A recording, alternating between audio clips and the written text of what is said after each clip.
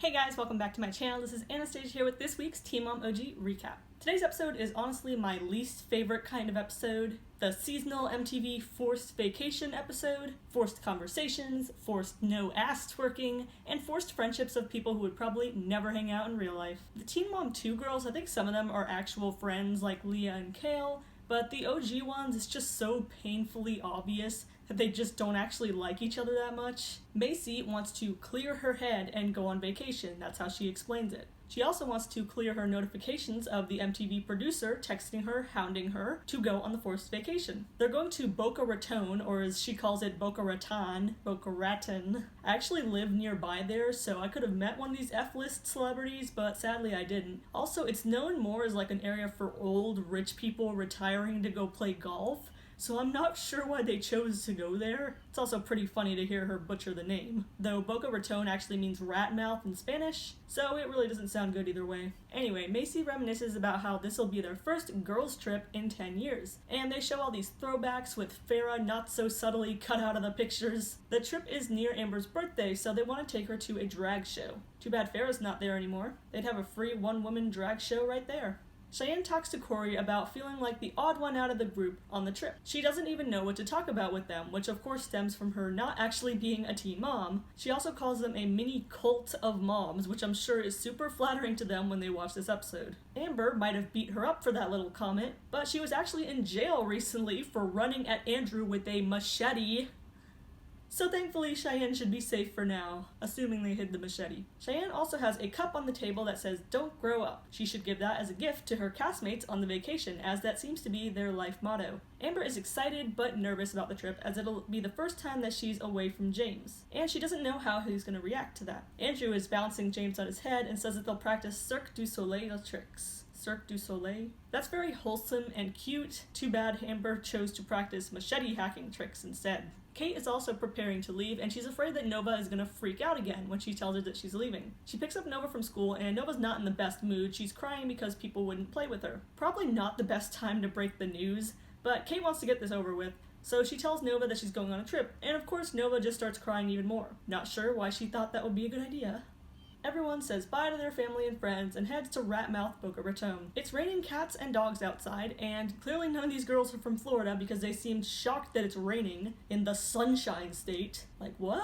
Florida's supposed to be sunny all the time, right? And where's the free oranges and the flamingos walking around? Once they get to the Airbnb, they bust out the wine, the beer pong supplies, and they start making fun of the many titty-themed art pieces in the house. They're choosing rooms, and Cheyenne's like, well, when I go on vacation with my real friends, we usually go by birthday first. So Amber is given first choice. A smart choice, as if they didn't let her pick first, she probably would be bitching the whole trip. Though spoiler alert, she ends up doing that anyway. They go grocery shopping. For some reason, there's paparazzi there at some hippie grocery store in Boca Raton. Yeah, look, Boca is not like LA or even Miami where there's a tendency to be celebrities around. There are not paparazzi hanging around outside Publix, just drooling waiting for the cast of Teen Mom to come buy beer. If one of the girls themselves didn't call the paparazzi and tip them off, then the producers did it in a desperate attempt to cause drama. And they got what they wanted. Somebody's cart bumps into Amber's cart, and in the commotion, Amber starts freaking out and starts blowing it completely out of proportion. We don't see exactly what happened, so I don't want to assume too much, but most likely somebody maybe hit her cart with their cart and was like, "Oh, sorry," and walked away.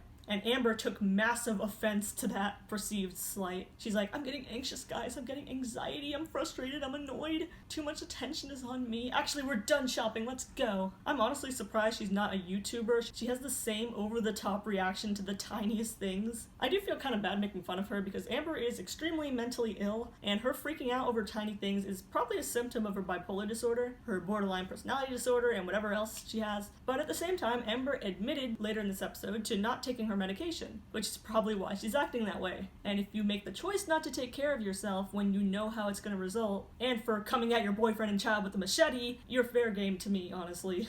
They all leave the store at Amber's insistence. You could tell Cheyenne regrets not making an excuse to avoid this trip. She's not had to deal with this level of messy. Amber admits that she's freaking out because she just hates people looking at her like she's crazy, and she doesn't want to be a party pooper. Well, you kinda are to both of those things. Everyone just had to stop in the middle of the shopping trip for you because you can't take your medication. Now Amber's calling what just happened her first anxiety attack, which of course gets her some sympathy from Caitlin. By the next day, Amber talked to Andrew about her anxiety attack and he supported her, so she felt better. Today they take shots, they cook food, they trash talk Farrah again. Overall, they have a great time, and Macy even says you could sentence us to stay in a closet and we'd still have a great time there. They might even find Tyler hiding in there. Then, in a very obvious push by an MTV producer, Cheyenne asks Amber what her psychological diagnoses are. Yeah, because that's something normal people ask in a normal conversation. She was initially diagnosed with bipolar over 10 years ago, but according to her, everyone had bipolar around that time. It was a big bipolar fad, I guess, so she didn't believe it. Then later they co-diagnosed her with borderline, and when she was older, she started to actually take it seriously.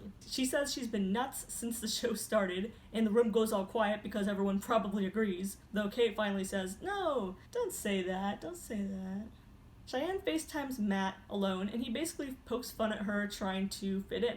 She says she's an awkward person. I disagree, she seems pretty social to me. And she just doesn't want to feel like she's imposing herself. The party house gets a delivery of some flowers. Turns out Andrew sent some flowers to Amber. Amber doesn't even know how to react because none of her past boyfriends were that nice to her. Caitlin reveals that she used to check up on Amber when she was struggling by contacting Andrew and asking how she was doing. Amber didn't know that, and she's so touched by that she starts crying. Later they go to the beach, and this is when Amber reveals that she hasn't taken her meds in days because you can't take them with alcohol, and she'd rather drink than be mentally stable, I guess. Her withdrawals from the meds are so serious that she'll even start shaking, which really makes you wonder why she considered this to be a good idea. Andrew is worried about it, and he's concerned about her not taking her meds seriously. Macy, never one to be outdone, suddenly receives edible arrangements flowers from her husband Taylor. You know he got a strongly worded text after Amber got those flowers. No way was Macy gonna let Amber's relationship be the star of this show. The next day, they're all getting ready to go out, and Amber is holed up in her room, refusing to leave. Caitlin, with her love of timers, goes up and treats Amber much like her 4-year-old daughter Nova, and tells her to set a timer for 5 minutes to calm down, and tells her to please take her medication. Eventually, Amber decides to be a big girl and comes out of her room so everyone can get on with their day. They get on a boat, more twerking and attempting to twerk, pretending it's Titanic, all that fun stuff. Later, they get in a limo and go to the drag show. It's pretty lit, although I'm not sure if it was lit enough for Amber to be throwing hundreds, which she was doing. They even got her a penis cake, and the drag queens tell her to lick it, and that's how she got pregnant. Well, actually, maybe if she did more of that, maybe she wouldn't have gotten pregnant. After the show, Amber calls Andrew and tells him she put her mouth on a penis. When he's like, what? She says, "Don't worry, it was a cake penis." No, don't worry, Andrew. The chances of her cheating on you are very low. I don't think there's anyone else out there who wants a piece of that. Cheyenne says the trip helps her feel included in the group, and after that, they pack up and leave. And that's all for this episode of Team Mom OG. Do you think Cheyenne actually likes being around all these people? Do you think Amber is being irresponsible by not taking her medications? Let me know in the comments down below, and make sure to subscribe for Team Mom recaps every week.